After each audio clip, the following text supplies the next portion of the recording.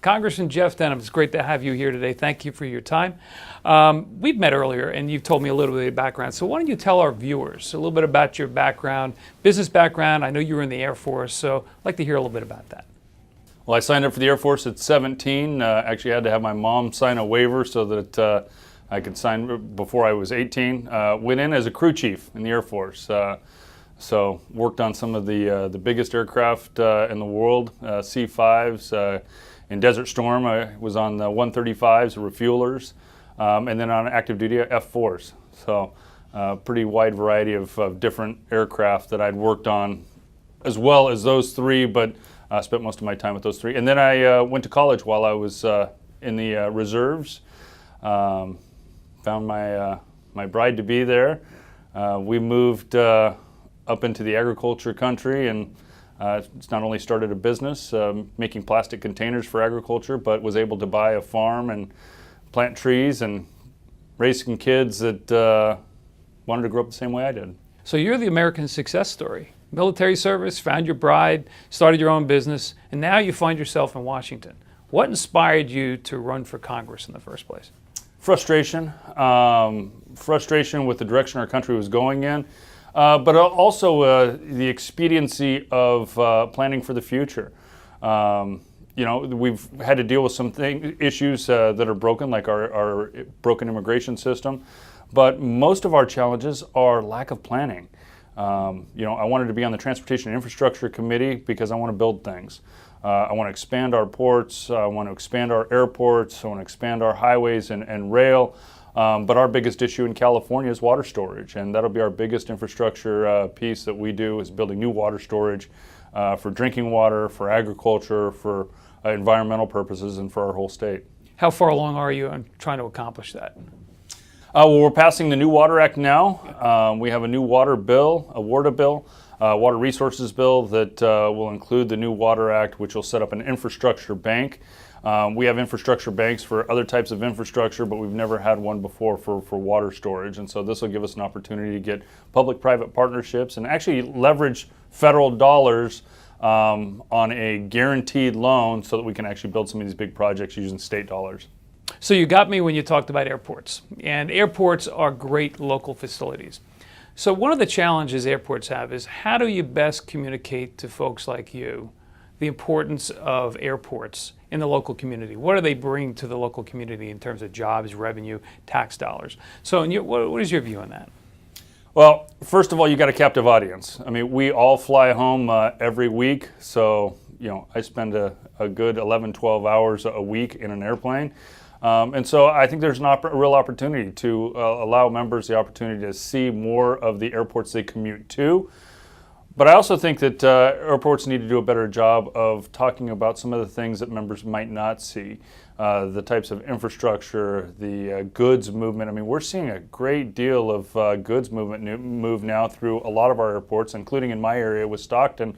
And then you've got a lot of GA going into airports like Modesto that I have in my district. So I think there's an opportunity from a grassroots level in the local airports in the community. But I'd say the biggest opportunity is we fly every single week back and forth, and to see the infrastructure and the challenges with TSA, the challenges you know, airports might have outside of the terminal with new technologies. Like, you know, we're dealing with issues in the Transportation Infrastructure Committee, dealing with Uber and Lyft, and now autonomous vehicles. So things that might be outside of the airport but still have a big impact on airport personnel. Actually, every one of those issues are issues that we deal with, our airports deal with every day, because our average terminals are 40 years old. So as we're planning for the future, we're looking to how big a parking garage you need if you have autonomous vehicles. How do you design it for TSA?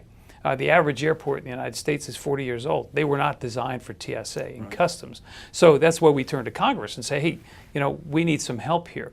So in terms of an infrastructure bill going forward, do you see that happening in the new Congress? I do.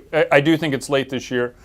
We've done a tremendous job of airing out a lot of the differences, having hearings around the country, as well as hearings in Washington, D.C., to really flesh out a lot of the issues so that we've got a bill that is has all of the major components in it. So I think we're poised to bring this up the first part of next year. I think that this will be one of the president's signature items for the next term, but it's also our biggest opportunity in a new Congress to have the largest committee in Congress actually pushing forward a bill that addresses infrastructure across the entire country, including our airports and air travel.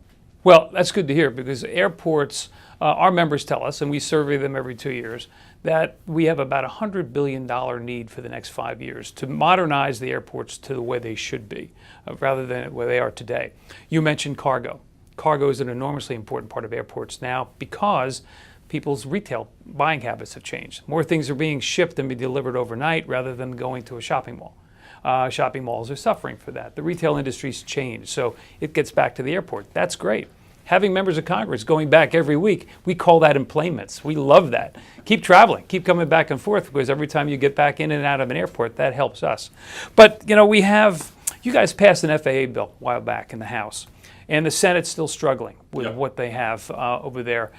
What is your prognosis of getting something done between now and when you folks go home for re-election? Tremendous challenge. We only have a half a week next week and then a full week. After that, it doesn't look like we're coming back in October. And so trying to jam all of the various issues in that week and a half is going to be tough. But we're very close on our negotiations. So I think that the Senate is poised to move. But if we can't get this done before the election, I think this will definitely be something that gets done during lame duck. And it needs to be. If, in fact, it were held over for next year and you had a different position within the committee, would you see that moving along pretty quickly?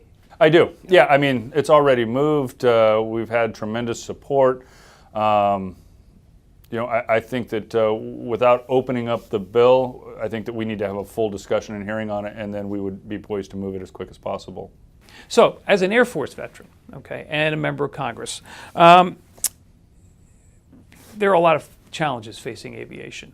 Do you see Congress readily getting into those challenges moving forward? I mean, we're almost at the end of this Congress. You have to go in for re-election. There's a lot of things that need to be done in aviation, both with the airports and the airlines.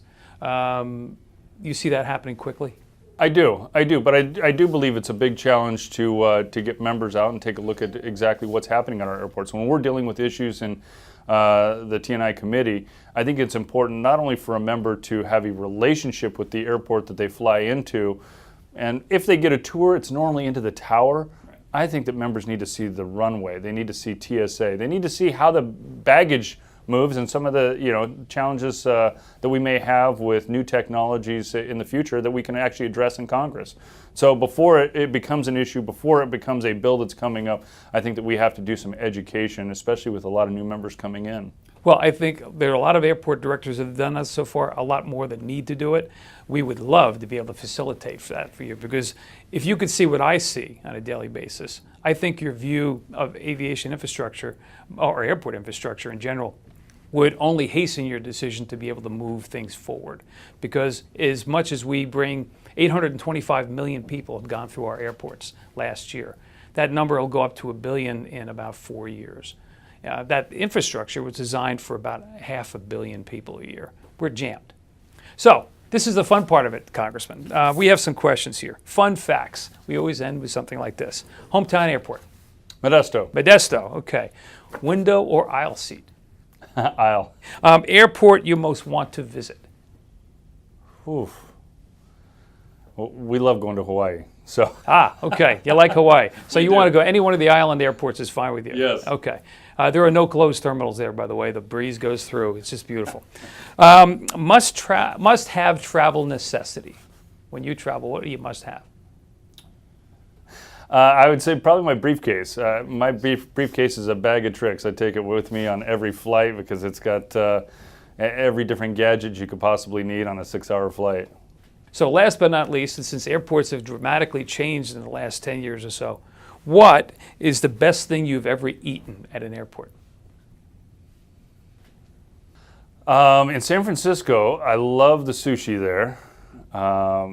And there's also a it's when I know I'm home. It's when I pass the Fisherman's Wharf restaurant and I can stop for a cup of chowder.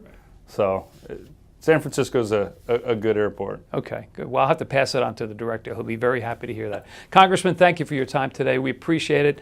Go back home, rest a little bit, and get to work. You got it. Thanks for you, having sir. me. Thank you.